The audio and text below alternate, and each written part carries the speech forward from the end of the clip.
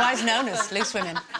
Now, UK tourists who've refused to leave the crisis-hit country of Tunisia have been labelled plucky by one newspaper today. It reports that dozens of British holidaymakers are enjoying gin and tonics by the pools of their hotels, insisting they're not going to have their break ruined.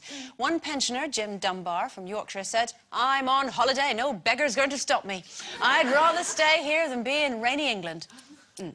So, is the fabled British spirit something to be applauded? What's your most British trait when you're away? Actually, I did it. What? I was in Cyprus in 1973 when the coup happened. Oh. Yes, and I didn't start it.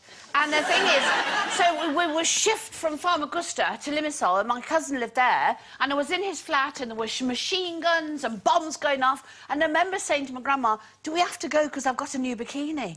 And I got really... and she went, "Oh, for God's sake!" And I got really uptight because we had to leave this torn, worn country. War-torn. Yes. But you also, because I've been away with you, you also do that getting up at 3 o'clock in the morning and doing that German thing of putting the towels. I do. I've got a thing about beds. So, like, you know, it's 4, then it's 5. Don't you hate it that when you go down, someone's reserved, like, 30 beds for their family? It's a couple, just 2 people. Yeah, exactly. But it's all about getting value for money, isn't it, as well? You book your holiday, so you're having it. Yeah, and you paid for it. And I read that thing, and he said, there were no tanks on street. So I'd rather be in here than rainy England. That's true, actually, because the people that they spoke to are around 100 miles away from where the actual trouble is. And it's funny, it's value for money and the weather. And we always go away and we always spend the whole holiday going, "Oh, I wonder what weather's like at home." and then you go, "It's raining." Yeah! I love it when Peter Kay does that, when he phones home from the holiday and he's going, "Right, what's the weather like?" "It's that fine rain." Right, let's try this. What I also love about British people, when they go, "What are you doing next week?" "Oh, I'm going on holiday." "Somewhere nice?" "No, actually, I've chosen the most horrible destination in the entire world." And also that thing when you say, "Where are you from?" "I'm from Nottingham." "I'm from Nottingham!" "You don't know Mrs Brown down at the corner shop, do you?" And you just go mad because and the other thing is, when people go back, they're sat there like this and they go, "Where were we this time last week?" All the time, sitting on the balcony, don't they?